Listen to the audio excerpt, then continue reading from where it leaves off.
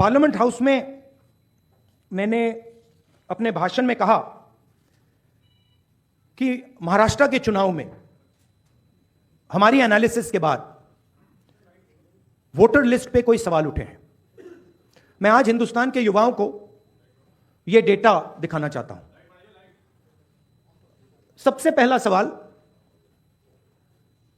5 साल में जितने वोटर लिस्ट में ऐड किए गए थे, उससे ज्यादा वोटर महाराष्ट्र में 5 महीनों में ऐड हुए हैं। 32 लाख वोटर्स विधानसभा 2019 एंड 2024 के बीच में। 39 लाख वोटर्स, मतलब हिमाचल का जो पॉपुलेशन है वो ऐड कर दिया लोकसभा 2024 एंड विधानसभा 2024 के बीच में। यह पहला सवाल है। ये जो एडिशनल वोटर्स ऐड किए हैं, ये हैं कौन, ये कहां थे और ये कहां से आए? पहला सवाल। दूसरा सवाल, बहुत महत्वपूर्ण सवाल, महाराष्ट्र का पॉपुलेशन सरकार के मुताबिक, महाराष्ट्र का अडल्ट पॉपुलेशन सरकार के मुताबिक 9.54 करोड़। महाराष्ट्र का adult population 9.54 crore. Election commission के मुताबिक महाराष्ट्र में 9.7 करोड़ वोटर्स हैं।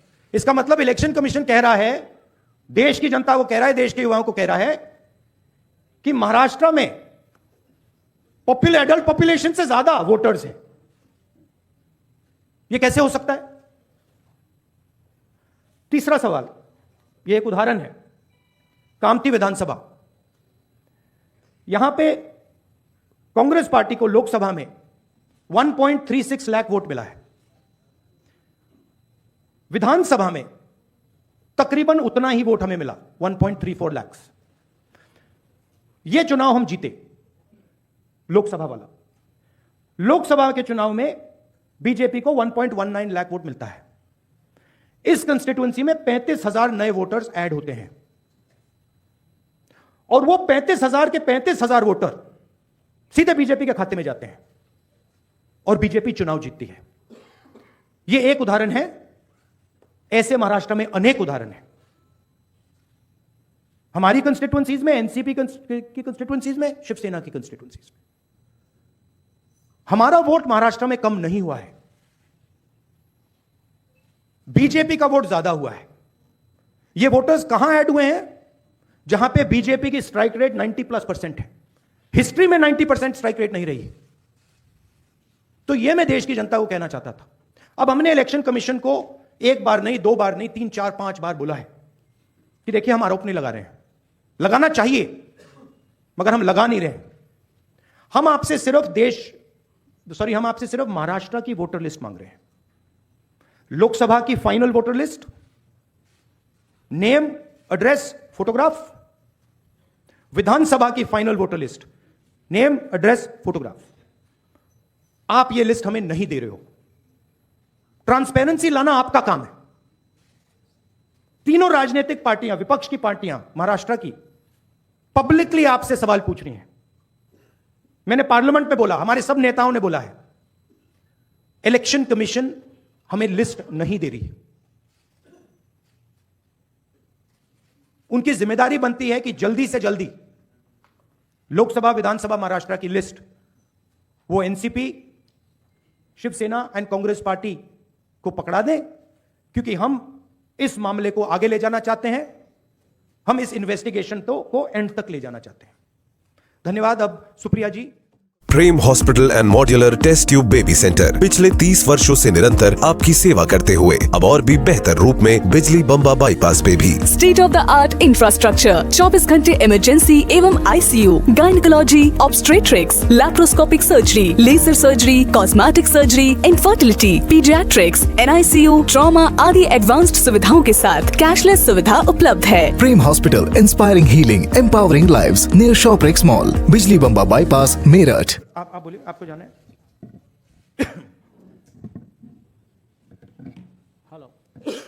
हेलो,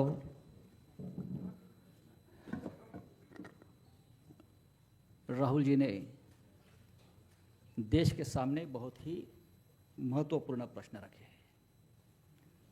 अगर इस देश का चुनाव आयोग जिंदा है, उनका ज़मीर मरा नहीं है, तो जो प्रश्न राहुल जी ने चुनाव आयोग को पूछे हैं उनका जवाब चुनाव आयोग ने देना चाहिए। लेकिन चुनाव आयोग उसके जवाब नहीं देगा, क्योंकि चुनाव आयोग भी जो सरकार बनी है वो सरकार की गुलामी कर रहे हैं। हमने बार बार महाराष्ट्र का चुनाव आयोग हो, दिल्ली का चुनाव आयोग हो, बार बार हमने वहाँ जाकर हमारा सर फोड़ दिया है, लेकिन वो मरा है। दूसरी बात, ये जो 39 लाख वोट कहाँ से आए और कहाँ जाएंगे? अब ये 39 लाख वोट बिहार में जाएंगे। अब वो फ्लोटिंग वोट्स है, वही नाम रहेंगे, वही आधार कार्ड रहेगा, सब कुछ यही है। वो वोटर्स घूमते रहते हैं, थोड़े दिल्ली में आए हैं, महाराष्ट्र पैटर्न वहाँ भी हमने देखा, कल हम दिन भर थे, 2 दिन यहाँ। अब ये 39 लाख वोट जाएंगे बिहार में, फिर बिहार से जाएंगे यूपी में। ये एक नया पैटर्न यहाँ बन गया है और यही पैटर्न से ये लोग चुनाव लड़ते भी हैं और जीतते भी हैं। इसलिए आज जो सवाल हमने राहुल जी के नेतृत्व में खड़े किया है, देश के लिए बहुत गंभीर है। अगर इस देश में डेमोक्रेसी हमको जिंदा रखनी है, पार्लियामेंट, विधानसभाएं हमको सचमुच जिंदा रखनी है, तो ये सवाल का जवाब सिर्फ हम नहीं पूछेंगे, मीडिया ने पूछना चाहिए, लोगों में जागरूकता आनी चाहिए। हम तो लड़ने वाले लोग हैं, हम लड़ेंगे ही, लेकिन महाराष्ट्र की जो बात है, वो कैसे जीते और हम कैसे हारे, हमको हराया गया किस प्रकार से, ये मुद्दा राहुल जी ने देश के सामने लाया है। मैं बार बार चुनाव आयोग से अपील करूंगा कि आप उठिए, कफन निकालिए, आपके ऊपर जो कफन डाल दिया है सरकार ने, उठाकर आप ये सवालों का जवाब दीजिए। Thank you. Swami Vivekanand Subharti University, one of the leading universities of North India. 250 acres campus, 220 plus professional and vocational programs, 20,000 plus students, state of the art infrastructure. Come and give wings to your career with Swami Vivekanand Subharti University, where education is a passion. NH58, Meerut, Delhi, NCR. नमस्कार। मैं बड़ी संक्षेप से 2-3 अलग मुद्दे कहना चाहती हूँ। राहुल जी और संजय जी ने कहा, उसके बाद 2 चीज़ें मायने रखती है। एक तो मेरे जो सांसद में धैर्यशील मोहिते जी जो यहाँ आए हुए हैं, वो माड़ा विधान लोकसभा से चुन के आए। उनके ही सोलापुर ज़िले में उत्तम जानकर जी इस बार हमारे विधायक बन के आए। उत्तम जानकर जी सोलापुर डिस्ट्रिक्ट से चुन के आए। उनका कहना है कि उनको वोटिंग जो हुआ है, मारकटवाड़ी, आप सब ने बहुत उस पर टीवी पे भी कवरेज दिया था, उसमें उनका मानना है कि वो चुन के आए हैं, लेकिन उनको जो वोट पड़ने चाहिए वो नहीं मिले हैं। तो वो फिर से जीते हैं, फिर भी री इलेक्शन चाहते हैं और कह रहे हैं कि बैलेट पे लिया जाए। उन्होंने उनके गांव में, उन्हें पूरे निर्वाचन क्षेत्र में सब मान भी गए, लेकिन वहाँ पुलिस भेजी गई और पूरा प्रोसीजर रुकवाया गया। तो वो इतना हमारी सब मांग है वहाँ की, उत्तम जानकर जी और धैर्यशील मोहिते जी उनके एरिया में, कि बैलेट पे फिर से वोटिंग लाया जाए, मशीनें बंद की जाए। कि बहुत सारी ऐसी चीज़ें हैं, जब राज ठाकरे जी भी बोले हैं कि उनका जो एक कैंडिडेट था उसको खुद का भी वोट नहीं मिला है, ऐसा हो चुका है। ये सब डेटा आपके सबके सामने है। और दूसरी बड़ी बात, मैं इलेक्शन कमीशन वैसे तो बड़ी महत्वपूर्ण जगह है, लेकिन मैं बड़ी विनम्रता से कहना चाहती हूँ, हम और सेना बहुत वहाँ लड़े हैं। जिस तरह से हमारी पार्टी तोड़ी गई, जिस तरह से हमारे विधायक, हमारे एमपी, सांसद तोड़ा गया, पार्टी तोड़ी गई, हमारी लड़ाई आज भी शिवसेना की और एनसीपी की आज भी सुप्रीम कोर्ट में चल रही है। लेकिन और एक छोटी चीज़ उन्होंने की कि हमें जो सिंबल दिया गया और दूसरा सिंबल तुतारी वाजवणारा माणूस और तुतारी मराठी में, वो एक ही शब्द तुतारी तुतारी उन्होंने किया। और इसी सरकार के एक बड़े मंत्री है आज सरकार में, उन्होंने कहा था, जो आप सब ने मराठी चैनल्स ने दिखाया था, कि सातारा की सीट एनसीपी हार गई क्योंकि ये ट्रम्पेट और तुतारी थी, नहीं तो बीजेपी का वो सांसद हार जाता। ये सिर्फ मैं नहीं कह रही हूँ, इस सरकार के एक बड़े नेता कह रहे, जो मराठी चैनलों ने दिखाया, आज सरकार में है महाराष्ट्र में। और हम सब ने जब विधानसभा में मांग की कि आप तुतारी हटा दीजिए, बड़ा कन्फ्यूजन हो रहा है, हमारी 11 सीटें ऐसी है, इस कन्फ्यूजन में हम हार गए। तो हमारी विनती थी कि आप ये तुतारी हटाइए, तो बोले तुतारी हम ये सिंबल नहीं है, हमने डेटा दिखाया कि कन्फ्यूजन हो रहा है ये सिंबल के कन्फ्यूजन में, फिर उन्होंने ट्रम्पेट नाम बदल लिया, लेकिन तुतारी वो रखी वैसी, क्योंकि जब बाहर वो जाता था वो देख रहा था तुतारी वाजुला नमारुस तुतारी, हम उस तरह उसी कारण हम सातारा की सीट हारे, और ये भी सत्ता पक्ष मान रहा है, रिकॉर्ड पे उन्होंने कहा है। तो ये कैसे चलेगा? ये वोटर्स लिस्ट है, ये मल्टी फैक्टर अटैक है, ये सिंबल का इशू है, फिर पार्टियां तोड़ने का इशू है, ये वोटर्स लिस्ट का इशू है, और कभी कभी मशीन, लोग नाराज़ होते हैं जब हम मशीन के बारे में कहते हैं, लेकिन बहुत सारे ऐसे लोग हम सबको मिलने आते हैं। तो ये मल्टी प्रोंग अटैक हो रहा है, और अगर एक सशक्त लोकतंत्र रखना हो तो फेयर इलेक्शन तो होना ही है। हारने का कोई दुख नहीं है, जीते हारे जनता तय करती है। हम तो जीत के आए दोनों, धैर्यशील जी आए, बट बड़ी विनम्रता से हम कहना चाहते हैं कि इलेक्शन कमीशन ये फेयर होना चाहिए, इतनी हमारी मांग है। और जो वोटर्स लिस्ट फोटो सब मांग रहे बस हमें दे दे, बाकी हम लोग क्या मांग रहे हैं? एक सशक्त लोकतंत्र में इलेक्शन कमीशन का रोल बहुत जिम्मेदारी का होता है। जिस संविधान के बारे में हम लड़ रहे हैं, राहुल जी बड़ी ताकत से उसके लिए लड़ रहे हैं, आप देख रहे हैं पार्लियामेंट में क्या हो रहा है। तो वो संविधान बचाना हो, देश बचाना हो, एक सशक्त लोकतंत्र के लिए महात्मा गांधी ने इतना बड़ा योगदान दिया, जवाहरलाल नेहरू ने देश को इतनी दिशा दी, इन सब के मान सम्मान उनका, जो उन्होंने मेहनत करके हम सबको ये हक दिया है, वो पूरा फेयर होना ही चाहिए। और हमारी लड़ाई नहीं है, हम सिर्फ पारदर्शकता चाहते, बाकी हमारी कुछ मांग नहीं। धन्यवाद सुप्रिया जी। अब मैं, क्योंकि तीनों को जाना है तो कम सवाल लेंगे। एएनआई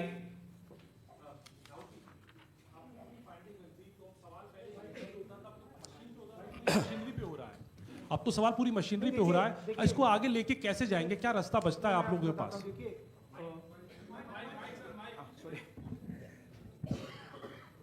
देखिए, दो चीजों के बीच में हमें फर्क क्लैरिटी से रखना है। एक है स्पेक्यूलेशन। स्पेक्यूलेशन कोई कह सकता है कि भैया मशीन में कोई प्रॉब्लम है, कोई दूसरी बातें कह सकते हैं, और दूसरा है फैक्ट। मैंने यहां स्पेक्यूलेशन नहीं रखा है, मैंने यहां फैक्ट रखा है। फैक्ट नंबर 1, हिमाचल जितने वोटर्स ऐड हुए हैं, कंस्टिट्यूएंसीज में जहां ऐड हुए हैं वहां हमारा वोट एक है, बीजेपी का वोट बड़ा है। ऐड बीजेपी के कंस्टिट्यूएंसीज में बीजेपी को, जहां बीजेपी जीती है वहां ऐड हुए हैं। और फाइनल फैक्ट, महाराष्ट्र से पॉपुलेशन से ज्यादा इलेक्शन कमीशन कह रहा है कि वोटर्स है। These are not speculations, these are facts, and this is not our data, this is election commission data, these are election commission numbers. अब हम कह रहे हैं कि अनोमली तो फैक्चुअल अनोमली है, और अगर आप चाहेंगे मैं आपको लिस्ट दे दूंगा और कंस्टिट्यूएंसीज जहां ये हो रहा है, जहां क्लियरली वोट ऐड हुए, हमारे अलायंस की वही वोट है, एडिशनल वोट से बीजेपी जीत रही है। 90+ strike rate. What is exact strike rate? 90% strike rate. Okay, these are facts. Now election commission is the final authority. We are asking them, you are not going to be able to explain to us how there are more voters in Maharashtra than the population of Maharashtra. You cannot explain it. So what you need to do is you need to give us now the voter lists so we can explain it. And I'm sure if they give us the voter list, we will have another press conference here where the answers to these questions will be available to you. And so that is why we are asking the Election Commission again and again. Our party has asked, their party has asked, multiple people have asked, informally we have asked, formally we have asked. Every time the Election Commission says to us, nothing happens. And my concern is the strategy is to delay and destroy. Right? So the answer is Election Commission needs to give us this data. We are the opposition, and they need to give us this data as soon as possible. Next step, frankly, what can it be? The next step is we go to the judicial system. Right? Also, we don't actually understand the main issue here. This is actually a small piece of the puzzle. The big piece of the puzzle is voter deletion. We don't know how many voters have been deleted where. We know how many have been added, but we don't know how many have been deleted. We suspect the number of deleted voters is bigger than the number of added voters. We suspect. So, sir PTI mic दीजिए अरे give the mic So you are saying that despite raising this with the EC time and again, they are not responding. So do you think that also another way would be to go to the people and start a people's movement, or also could you approach the president about this? I mean, I just mentioned, I think the next step of this is going to be go to the judiciary. But look, it's surprising to me that the Election Commission is not ready to give us the voter list. It should be surprising to you, right? There should be no reason for them not to give us the voter list. To me, the only reason possible for them not immediately giving us the voter lists of both these elections is that there's something wrong, and they know it, right? Sanjay Mishra ji Rahul ji, आपने और संजय जी ने कहा कि voter list election commission दे नहीं रहा है, और जिस तरह का उनका रवैया है शायद आपको मिले भी नहीं। क्या आप लोगों के पास जो लोकसभा चुनाव के दौरान वोटर लिस्ट मिली थी पार्टियों को, और विधानसभा चुनाव के दौरान जो पार्टियों को लिस्ट मिली थी, उस लिस्ट के आधार पर कहीं कोई कंक्लूजन पर आप हमें सेंट्रलाइज्ड लिस्ट नहीं मिलती है, हमें बिल्कुल डिसेंट्रलाइज्ड लिस्ट मिलती है। तो हमें सेंट्रलाइज्ड एक लिस्ट चाहिए और हमें फाइनल लिस्ट चाहिए जिस लिस्ट पे वोटिंग हुई है लोकसभा और विधानसभा की। बड़ा सिंपल सा है, 15 सेकंड में भी ये इलेक्शन कमीशन हमें ये दे सकती है, बट नहीं दे रही है। मौसमी